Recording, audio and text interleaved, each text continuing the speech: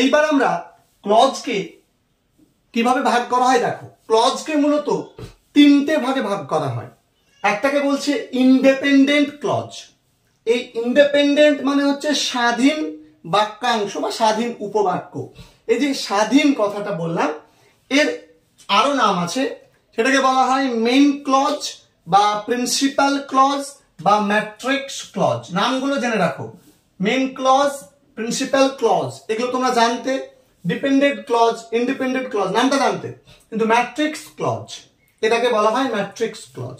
দ্বিতীয়ত dependent clause বা এটাকে বলা হয় তোমার সাবঅর্ডিনেট ক্লজ। সাবঅর্ডিনেট বানানটা কি এসইউবি যুক্ত হবে, সাবঅর্ডিনেট ক্লজ, বা এটাকে বলা হয় এমবেডেড ক্লজ। ঠিক আছে, এমবেডেড ক্লজ। আরেকটা হচ্ছে কোঅর্ডিনেট ক্লজ। দেখো এবার আমরা প্রত্যেকটার উদাহরণ নিয়ে বিষয়টাকে খুব ভালো করে বোঝার চেষ্টা করব।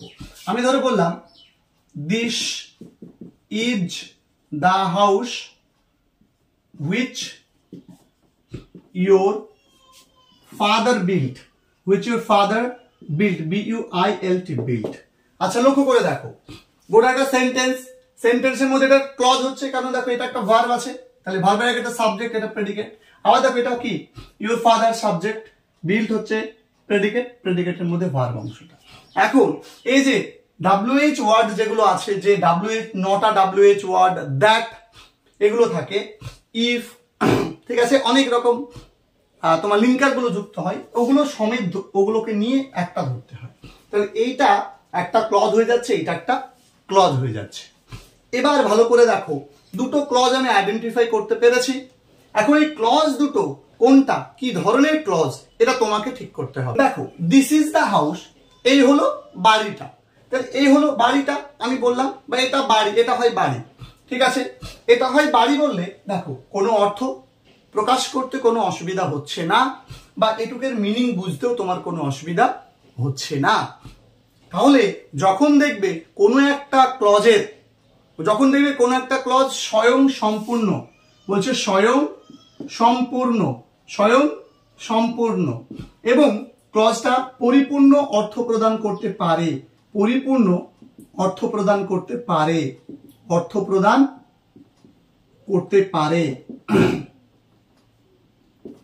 দেখো কি বললাম, যে যে সমস্ত ক্লজ গুলো স্বয়ং সম্পূর্ণ অর্থগত দিক থেকে এবং পরিপূর্ণ অর্থ প্রদান করতে পারে, এবং যে ক্লজের ক্ষেত্রে আমরা কোনো রকম বাইন্ডার হোক বা লিঙ্কার হোক আমরা কোনো বিষয় এখানে দেখতে পাবো না, বা অর্থাৎ আমরা বলতে পারি যে সাবঅর্ডিনেটিং যে কনজাংশন গুলো আছে, সাবঅর্ডিনেট কনজাংশন, ওই কনজাংশনের কোনো কনজাংশন থাকবে না, সেই ক্লজটাকে আমরা বলবো ইন্ডিপেন্ডেন্ট ক্লজ। দেখো তাহলে এই অংশটার অর্থ পরিপূর্ণ করতে গিয়ে কোনো অংশের হেল্প নিতে হচ্ছে না।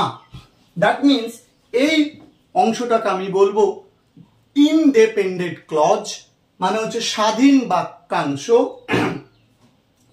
বা এটার নাম হচ্ছে মেইন ক্লজ বা প্রিন্সিপাল ক্লজ বা ম্যাট্রিক্স ক্লজ, কারণ স্বয়ং সম্পূর্ণ সেই জন্য। এখন পরের ক্লজটার অর্থ দেখো, হুইচ ইউর ফাদার বিল্ট, যেটা তোমার বাবা বানিয়েছে। তাহলে যেটা তোমার বাবা বানিয়েছে, এই অর্থটা করতে গিয়ে দেখলাম এই ক্লজটা কিন্তু স্বয়ং সম্পূর্ণ নয়, তাহলে স্বয়ং সম্পূর্ণ নয় পাচ্ছি। আবার দেখো পরিপূর্ণ কিন্তু অর্থ প্রদান করতে পারছে না, কোনো একটা অর্থকে যেন ছেড়ে দিচ্ছে, দেখো কোনো একটা অর্থকে যেন এটা রেখে দিচ্ছে, মানে অস্পষ্ট একটা অর্থ প্রকাশ করছে, অস্পষ্ট। ঠিক আছে, অস্পষ্ট অর্থ। এবার দেখো যেটা, এখন যেটা বলতে কোনটা, যেটা বলতে কোনটা, এখন এই প্রশ্নের উত্তরটা জানার জন্য, অর্থাৎ অস্পষ্ট অর্থকে স্পষ্ট অর্থে রূপান্তর করতে ওই ক্লজটাকে তার পূর্ববর্তী ক্লজের সাহায্য নিতে হয়। দেখো এই অস্পষ্ট অর্থটাকে স্পষ্ট অর্থে রূপান্তর করতে হচ্ছে, স্পষ্ট অর্থে রূপান্তর করতে তার পূর্ববর্তী ক্লজের সাহায্য নিতে হচ্ছে।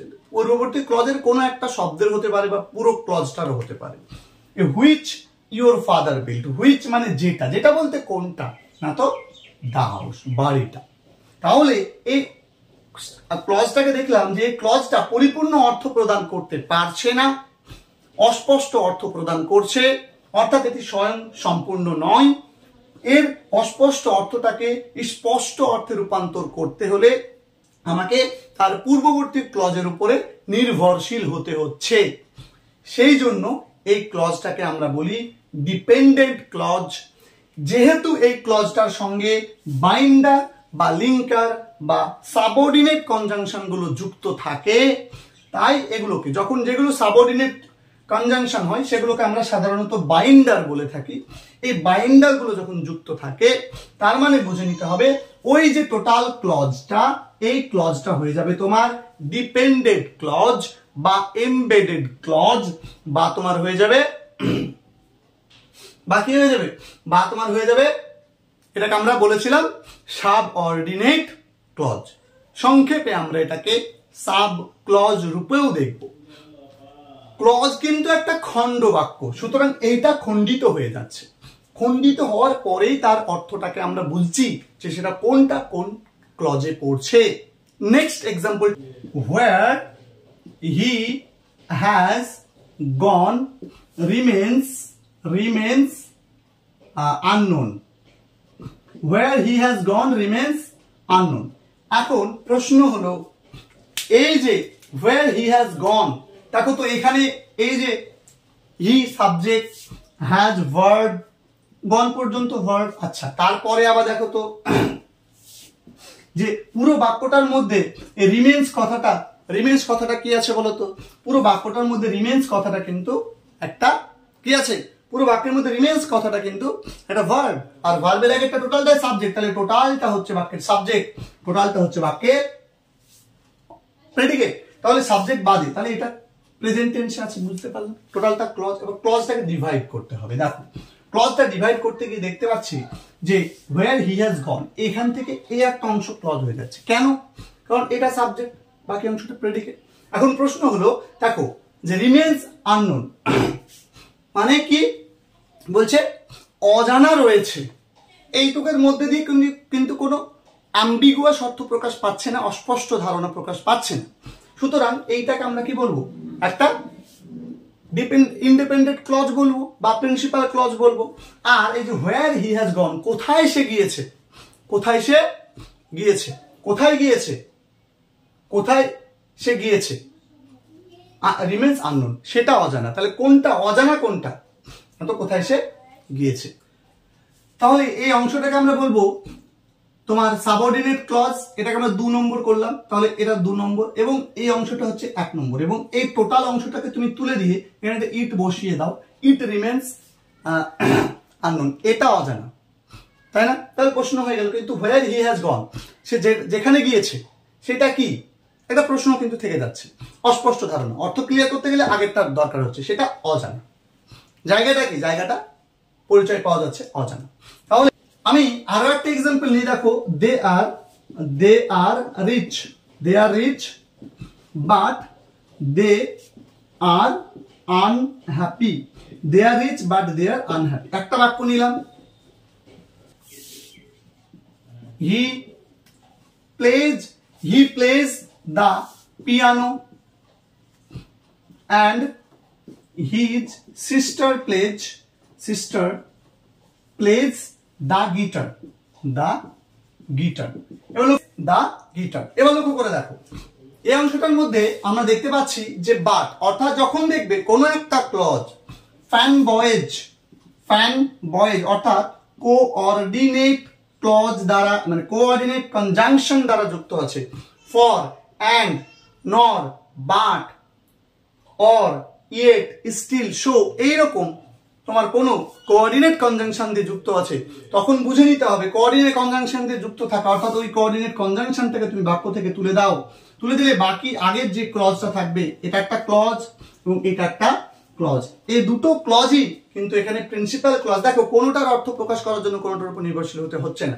দে আর রিচ, তারা ধনী, পরিপূর্ণ, অর্থগত দিক থেকে স্বয়ং সম্পূর্ণ, অর্থ প্রকাশে কারো সাহায্য নিতে হচ্ছে না, এর সঙ্গে কোনো অন্য কোনো বাইন্ডার বা লিঙ্কার যুক্ত নেই, এটাও তাই সেম। তাহলে এই দুটো ক্লজকে আমরা বলবো কোঅর্ডিনেট ক্লজ। ভালো করে মনে রাখবে বাটটা কিন্তু বাদ দিয়ে ক্লজ হবে।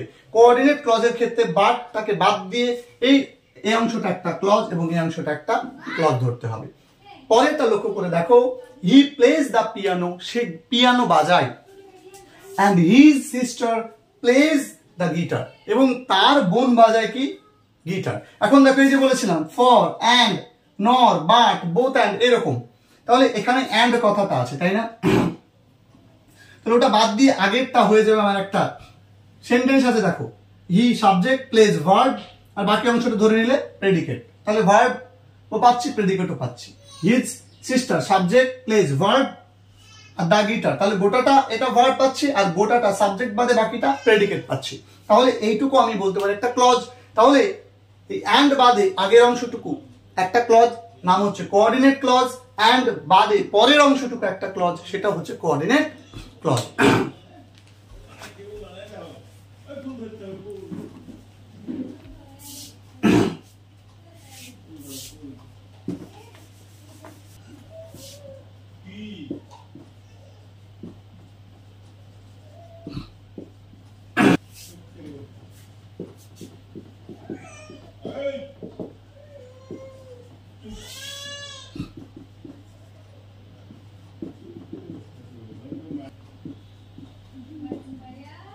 এবার দেখো আমি আরো একটা বড় সেন্টেন্স নিয়েছি। এই সেন্টেন্সের মধ্যে দা, বিয়ার এটা একটা সাবজেক্ট, টোটাল বাকি অংশটা প্রেডিকেট। এবার তাহলে গোটাটা একটা সেন্টেন্স, সেন্টেন্সের মধ্যে দেখতে পাচ্ছি যে এখানে হোয়েন কথাটা আছে, তাহলে হোয়েন থেকে আগেরটুকু একটা বাদ দিয়ে দিতে বলেছি, তাহলে এই অংশটুকুর মধ্যে একটা ক্লজ হচ্ছে কি দেখো, এটা সাবজেক্ট আর ভার্ব পাচ্ছি। সাবজেক্ট ভার্ব পেলেই বাবা সেটা প্রেডিকেট হয়, এই সাবজেক্ট ভার্ব পেলেই সেটা কি হয়, সেটা ক্লজ হয়ে যায়, আমরা প্রত্যেকে কিন্তু জানি। এখন হোয়েন থেকে বাকি অংশটা দেখো, সাবজেক্ট ক্লাইম্বড হচ্ছে এ ট্রি, এটা হচ্ছে একটা পেয়ে যাচ্ছি। তারপর এখানে হুইচ পাচ্ছি না একটা, তাহলে এই অংশটা আর একটা, তাহলে এইটুকু সাবজেক্ট ভার্ব আছে, মানে সেটা একটা ক্লজ। হুইচ ওয়াজ টল, এই যে ওয়াজের আগে যেটা থাকে সেটা সাবজেক্ট, বাকি অংশটা প্রেডিকেট, তাহলে এটা একটা ক্লজ। তাহলে দেখো একটা সেন্টেন্সের মধ্যে কিন্তু দুই বা তার বেশি ক্লজ কিন্তু থাকতে পারে। দেখো এখানে কিন্তু এটা একটা ক্লজ, এটা একটা ক্লজ, এটা একটা ক্লজ, তাহলে এই বাক্যটার মধ্যে আমি তিনটে ক্লজ পেয়েছি। তিনটে ক্লজের মধ্যে দেখো যে দা বিয়ার রোড, মানে ভাল্লুকটা কি করেছিল, গর্জন করেছিল। অর্থ বুঝতে কোনো অসুবিধা নেই, এর অর্থ প্রকাশ করার জন্য অন্য কোনো কিছু সাহায্য নিতে হচ্ছে না। তাহলে এটা তোমার হয়ে গেল প্রিন্সিপাল ক্লজ বা ইন্ডিপেন্ডেন্ট ক্লজ বা ম্যাট্রিক্স ক্লজ বা main clause. when the hunter climbed a tree, যখন একটা হান্টার কি করেছিল, গাছের উপর চড়েছিল। তাহলে কখন চড়েছিল প্রশ্ন কিন্তু থেকে যাচ্ছে, তাহলে এটা হয়ে যাবে তোমার ডিপেন্ডেন্ট ক্লজ বা এমবেডেড ক্লজ বা সাবঅর্ডিনেট ক্লজ। আবার দেখো হুইচ ওয়াজ টল, যেটা ছিল লম্বা, কোনটা লম্বা ছিল, প্রশ্ন উত্তরটা আগের ক্লজের সঙ্গে নির্ভরশীল হচ্ছে। তাহলে এই যে ট্রি, এইটা বোঝানো হচ্ছে হুইচ মানে, তাহলে এইটুকু একটা ক্লজ। তাহলে আমরা একটা কনক্লুশনে আসতে পারি যে প্রিন্সিপাল ক্লজ হচ্ছে স্বয়ং সম্পূর্ণ, অর্থগত দিক থেকে পরিপূর্ণ অর্থ প্রদান করতে পারে এবং এদের সঙ্গে কোনো লিঙ্কার যুক্ত থাকে না। অন্যদিকে ডিপেন্ডেন্ট ক্লজের ক্ষেত্রে দেখা যায় যে ওখানে একটা লিঙ্কার যুক্ত থাকে, এরা স্বয়ং সম্পূর্ণ নয়, এরা পরিপূর্ণ অর্থ প্রকাশ করতে পারে না, অস্পষ্ট অর্থ প্রকাশ করে, এবং পরিপূর্ণ অর্থ প্রকাশ করার জন্য বা ওই অস্পষ্ট অর্থটাকে স্পষ্ট রূপে বোঝানোর জন্য তার পূর্ববর্তী ক্লজের উপরে নির্ভর করতে হয়। সেই পূর্ববর্তী ক্লজটা হতে পারে প্রিন্সিপাল ক্লজ বা অন্য আর একটা ডিপেন্ডেন্ট ক্লজ। যেমন এখানে দেখো এটা কিন্তু ডিপেন্ডেন্ট ক্লজে ছিল, তাহলে একটা ডিপেন্ডেন্ট ক্লজ অন্য একটা ডিপেন্ডেন্ট ক্লজের উপরও তার অর্থ প্রকাশের জন্য নির্ভর করতে পারে। তো এই হচ্ছে তোমার একটা ক্লজ সম্পর্কে একটা বেসিক ওভারভিউ। আমি বোঝানোর চেষ্টা করলাম যে ক্লজ কি, ক্লজ কত প্রকার, বিভিন্ন রকম ক্লজের ক্লাসিফিকেশন এবং 3 প্রকার ক্লজের বিস্তারিত আইডেন্টিফিকেশনের ক্লাস, মানে যেভাবে তোমরা চিনতে পারবে। তো ভিডিওটা কেমন লাগলো অবশ্যই জানিও। আমার পরিশ্রমটা যদি তোমরা কমেন্ট সেকশনে জানাও যে ভিডিওটা কেমন লেগেছে, তবেই আমার পরিশ্রমটা সফল হবে। আর ভিডিওটা যদি সত্যিই তোমাদের ভালো লেগে থাকে, সত্যি যদি আমি তোমাদেরকে ক্লজটা বোঝাতে পারি, আমি প্রত্যেককে আবেদন করব ভিডিওটাকে শেয়ার করে দেওয়ার জন্য বন্ধুদের সঙ্গে, এবং চ্যানেলে নতুন হলে চ্যানেলটাকে সাবস্ক্রাইব করে পাশে থাকা বেল আইকনে ক্লিক করে আমাদের পাশে থাকবে। ধন্যবাদ সকলকে, দেখা হবে পরবর্তী ভিডিও।